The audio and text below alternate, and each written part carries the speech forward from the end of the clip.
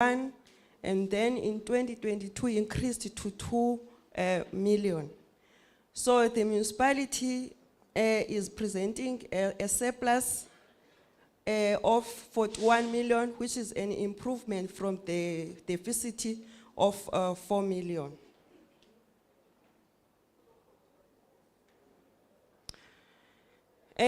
This is the ratio presenting the creditors' payment period, which has got a norm of 30 days. If we look at the trend of the 3 years, the municipality in 2019-20 was at 208 days, and then improved on 2020-21 to 55 days. In 2021-22, increased a little bit to 57 days. Still, although it is a huge improvement, still it is not in compliance with Section 65 of the MFMA. Then irregular expenditure, the municipality in 1920 was at 88%, increased in 2020-21 to 119%. In 2022, there was an improvement to 34%. However, it's still not at 0%. The municipality still needs to improve in that area. Then in remuneration of councillors and employees, the norm ranges between 25% and 40%. The municipality is still within the norm in the 3 years. In 2021, it was at 40%. In 2022, improved to 37%. So the municipality is urged to maintain the status. And then in contracted services, the norm ranges between 2 to 5%. The municipality has consistently maintaining 1% of expenditure, which is a good performance. You commend the municipality of that good performance. And then coming to capital performance, the municipality in 2020, the revenue from grant funding was at 76 million. In 2022, increased to 88 million. In own funding, it was at negative 1049, and then improved to 2,941,000, which representing that the municipality is grant dependent. So the percentage, if you look there, in 2021, it was at 13% internal generated funding, and then declined to 9% in 2022.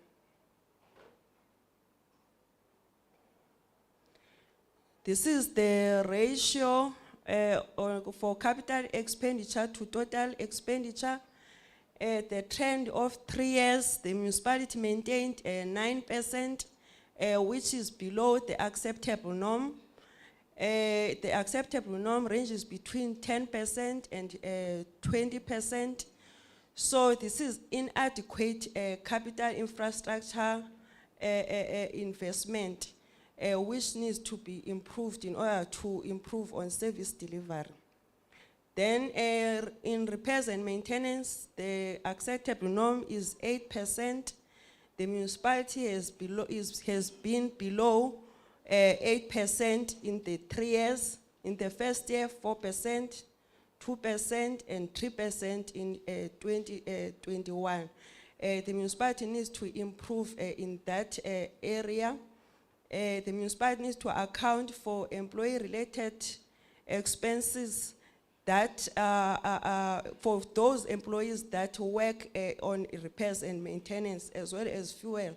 It needs to be accounted in that figure as well. So this must be improved to mitigate the risk on ongoing health of the municipal infrastructure. This is the cash flow of the municipality. In 2021, the cash equivalent at year end was at 50 million. And then in 2022, declined to 16 million.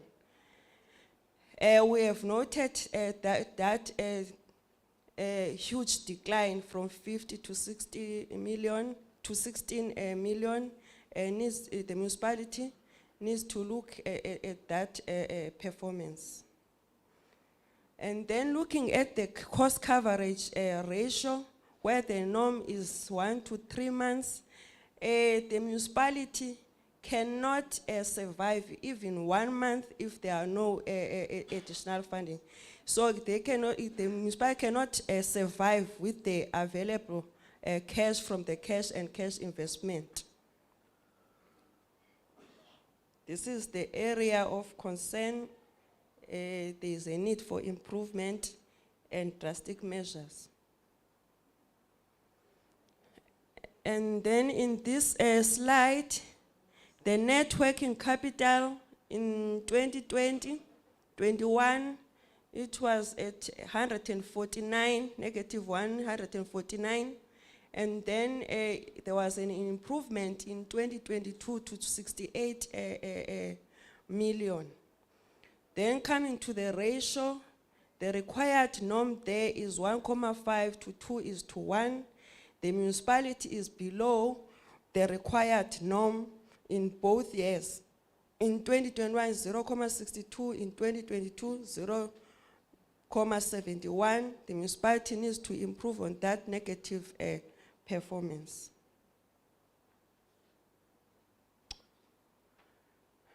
And then on this slide, we are presenting the collection rate of the municipality for 3 years. The norm of this of collection rate is 95%. In 1920, the municipality was below the norm, 82%. In 2021, there was a great improvement to 98%, and then declined in 2022 to 90%. The collection rate of their own revenue. And then the bad debts return off as a percentage of provision for bad debts. The norm is 100%. The municipality in 1920 was at 0%, 2021 1%, 2022 0%. The municipality needs to work on this, as the municipality is unable to write off. This is the huge days, because it leads to 206 days to recover the debt. And then, as you can see in the net debtors days, it's 206 in 2022. In 2021, it was 55 days. So there is a huge bad performance, if I may say so. So there is a need for improvement.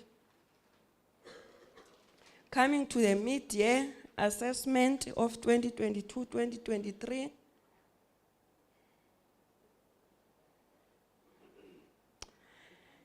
In property rates, the municipality has built 90% of the property rates, which is a great improvement. Service charges below 50%, 45, it is at 45%. The municipality needs to improve on the billing of the service charges. Service charges for electricity. Then there is overperformance on refuse revenue, which is at 106%. Rent of facilities is at 55%. Only the area of concern is with electricity revenue. And then the underperformance is due of electricity revenue is due to amongst other reasons, possible the theft and illegal connections. This is proved by this ratio here of the distribution losses, where the distribution losses constantly be above the acceptable norm. In 2021, 17%, 2022 at 16%. The acceptable norm is at between 7% and 10%. So we ask the municipality to find strategies to remedy the situation of the theft and illegal connections.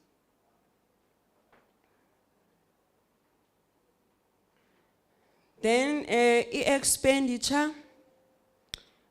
Employee-related costs are at 49%, remuneration of councillors 45%, depreciation 50%, debt impairment 24%, other materials 45%, grants 8%.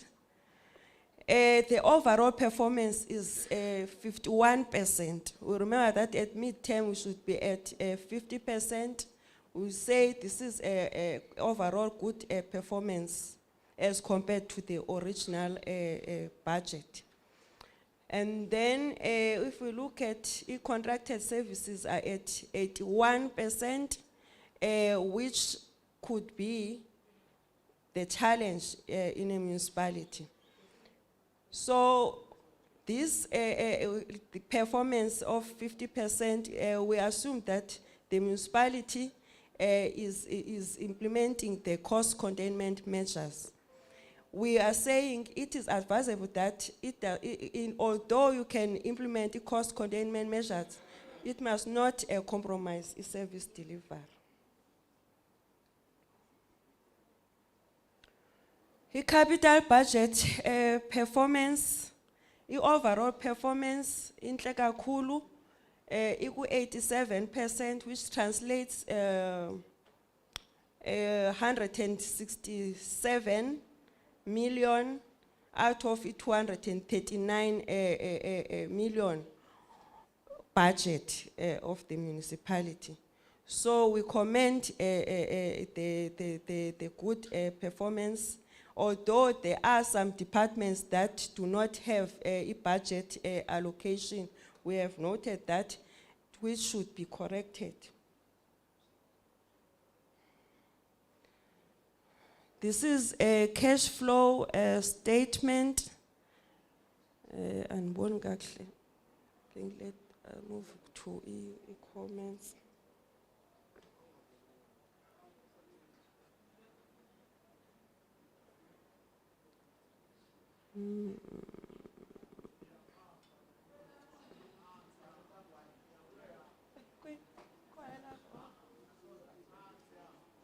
Okay.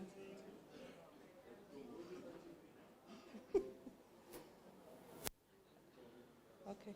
Tell we previous slide with the cash flow.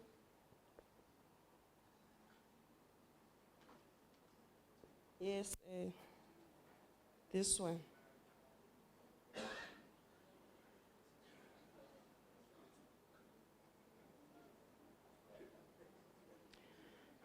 Okay, move to the left. Yeah. Up we second, yes, yeah. Okay. From here, this is indicating that the municipality has a deficit of 5.5 million. As you can see that revenue is at 275 million. Then expenditure yona sits at 294 million. So it leads to a deficit of 5.5%. Next slide.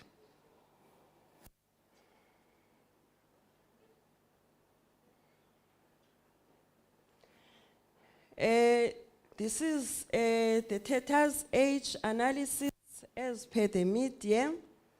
The total debtors amount is 970,226,000, contributing debtors as over 90 days. they are contributing more because they are sitting at 782 million, meaning that the municipality is not collecting as 81% is sitting over 90 days. So remember that the norm is 30 days, so this is the area that needs improvement. The households are contributing 597, commercial 267 as at September. And then organs of state 110 million. That was a good performance, as normally government departments are paying with first quarter of the municipality. So this is because of effective support of the provincial treasury and COGTA through the debt forums between the municipality and the departments. And then creditors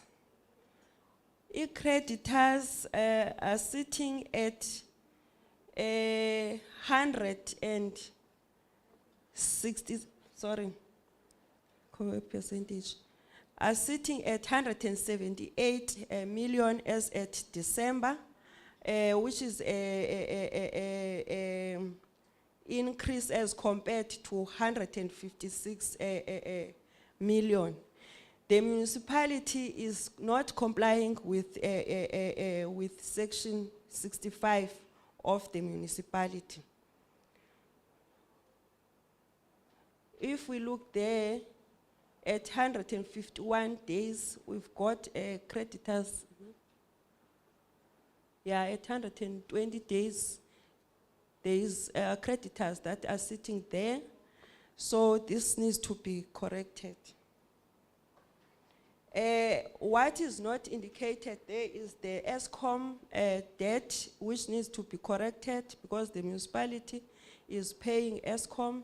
That should be reflected in that row. In governance, in 2019-20, the municipality received a qualified audit opinion, 2021 qualified audit opinion, and improved in 2021-22 to unqualified audit opinion. We commend the municipality for such effort of these audit outcomes. Then with the UIFW, there is still a challenge on that one, although we have presented in the previous slides that there was an improvement to 34% as at year end of 2022. There are still figures that are still under investigation. We plead the municipality to improve the situation so that the UIFW can be at 0%. This is the status of submission, which is a good picture showing with green that the municipality is reporting on time, uploading all the information as requested. These are the challenges in the implementation of M-SCORE, where we have noted that there are errors in the reporting module almost every month. This also includes cash flow and grant funding as well. We also noted use of segment as per M-SCORE chart as a challenge because linking of projects to incorrect projects have been noted. Transactions against nil budget resulting to exceeding the budget on some of the items. This must be corrected so that the system cannot allow the transaction against the nil budget. Non-functionality or functionality with errors on some of the module has a negative impact on the credible information for decision making. This should be attended.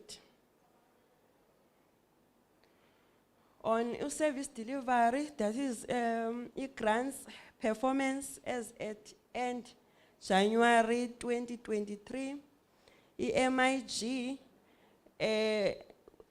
there is expenditure of 61% against a total allocation. And then as per transfer, amount transferred to a municipality, it is at 23%. And then INEP, the municipality is at 11%. This is a negative performance for INEP, as it is below the acceptable percentage as at January. We know that as at December should be at 40%. Then EED SM is at 5%, which is also a negative performance. So these grants performance needs to be improved to avoid the stopping of the allocation. These are the allocations for the MTHATha from 2022-2023 up to 2025. Equitable share for 2023-2024 is 429,505,000. 2024-2025 is 457,148,000. And then grants infrastructure, MIG is 103,282,000. In 2024-25, 108,061,000. INEP 18 million. In 2024-25, 18,808,000. And then EFMG is 2850 in 2023-2024, as well as in 2024-2025. There is no increment. And then EPWP, there is no allocation in 2023-24 and 24-25. There is no allocation. And then ISDG is 5.5 in 2023-24, in 25 is 6 million. And then energy efficiency is 4 million. In 2024-2025 is 515 million. A total of these grants go 2023-2024 is 563,137. And then in 2025, 598,382. And then support provided by Treasury is to assess the funding of the adjustment and draft budgets before tabling to Council for adoption. We provide training on the latest budget reforms and circulars, assess and provide feedback through assessment reports in the following: in-year monitoring and mid-year performance, that is section 72, as well as draft budgets. We also coordinate and participate during the budget engagement sessions. We also monitor the implementation of audit action plans and key internal controls monthly and quarterly. We also provide workshops requested by the municipality. We have technical advisors